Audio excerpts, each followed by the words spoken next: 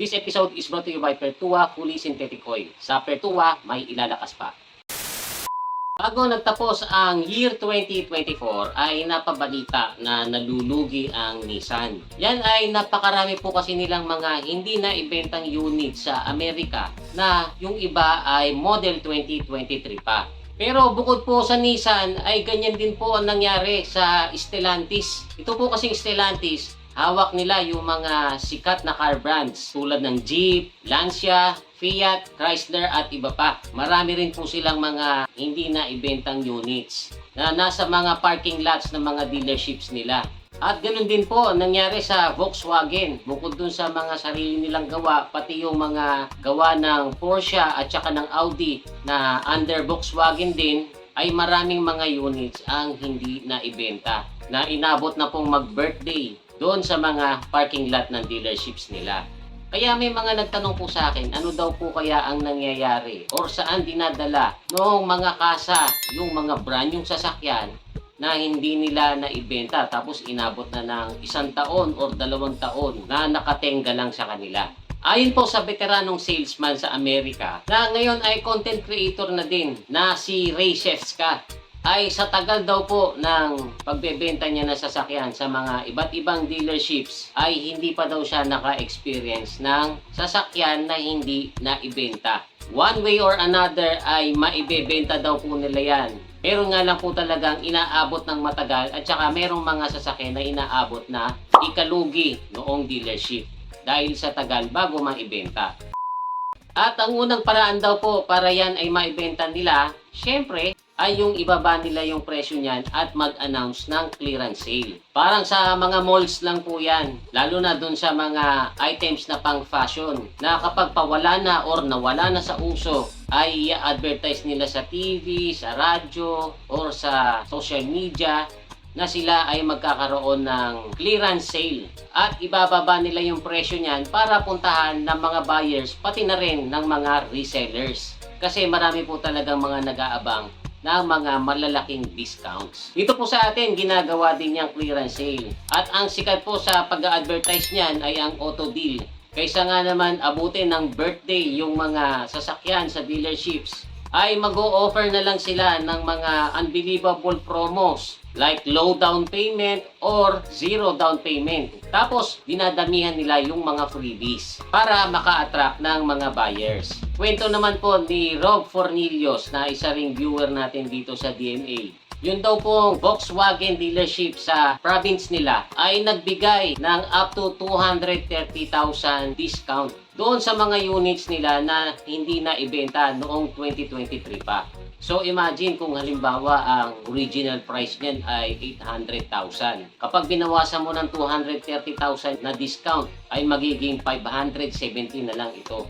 So napakalaki po yung natatapyas na presyo. Kaya lang kwento niya, after siguro maubos yung mga units ay nagsara na rin itong Volkswagen dealership sa province nila. Dagdag pa po ni Ray Shefska, sa Amerika daw po, yung mga unsold cars ay pwede daw nilang i-offer as pre-owned cars. Ang ibig sabihin po niyan ay isasama na lang po ito sa inventory ng mga used cars na ibinebenta nila. Kahit na ito ay 0 miles pa na brand new, ay ibebenta na lang nila ito na kapresyo ng second hand. Pwede rin daw po na ipa-auction nila itong mga nag-birthday na sasakyan para ma-dispose na nila. Kasi sa Amerika po ay napakaraming mga auctions kung saan dinadala yung mga unsold cars. Tapos pinupuntahan po yan ng mga mas maliliit na dealerships na nagbebenta ng brand new at saka second hand na sasakyan. Dumadaan nga lang po sila sa bidding. At once naman nasa kanila na award itong mga binid nila na sasakyan, ay ibebenta rin nila ito para sila kumita. Alam nyo kasi guys, yan daw po kasing mga brand yung sasakyan na nasa kasa ay inuutang lang din daw po yan ng mga dealerships sa bangko at tumutubo daw po yan monthly. So halimbawa, patitigasan nila at magbabaka sakali silang maibenta pa nila sa mas mataas na presyo, tapos sa kasawi ang palad ay nanatili lang doon sa parking lot nila, magpapatubo lang po sila ng magpapatubo monthly.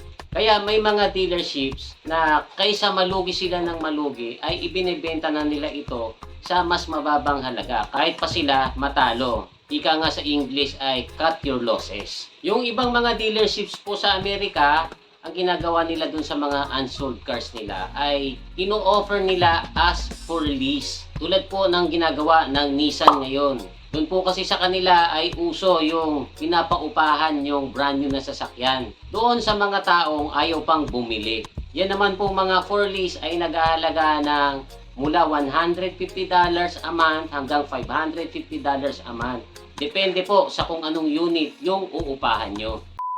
Dito po sa atin, marami akong nabalitaan na yung mga sasakyan sa kasa na medyo makakalausan na or aabutan na ng mga mas bagong modelo ay ino-offer na lang po ng mababang presyo doon sa mga malalaking kumpanya para gawin nilang company car.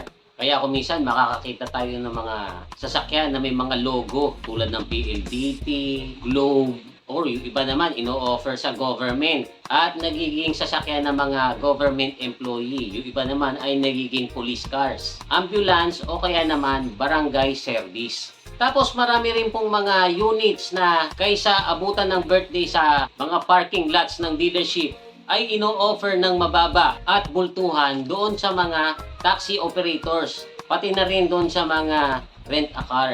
Ang bottom line nito guys, hindi pwedeng hindi ma-dispose yung mga sasakyan sa kasa.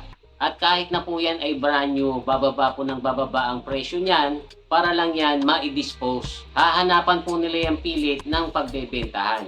Kahit pa sila magpalugi. Then, ang worst scenario po niyan ay i-offer nila talaga ng bagsak presyo tapos magsasarado na lang yung kumpanya. Kung talagang lugi na.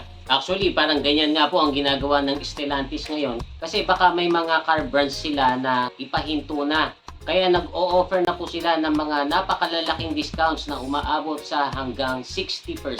Lalo doon sa mga sasakyang Model 2022 pa. Stellantis just dropped a bombshell, slashing prices by up to 60%. This is not your typical sale. Brand new trucks and SUVs are now selling for less than some used models. Mahigit sa kalahati ang tatanggaling presyo para ma-dispose lang.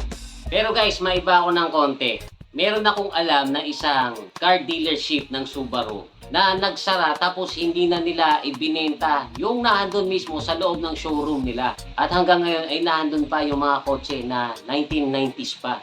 Na time capsule na po sila doon. Yan pong dealership ng Subaru na yan ay matatagpuan nyo sa Malta. Na kung minsan ay dinadaanan ng mga turista para makita nila yung mga brand yung sasakyan na inabandon na at hindi na ibinenta.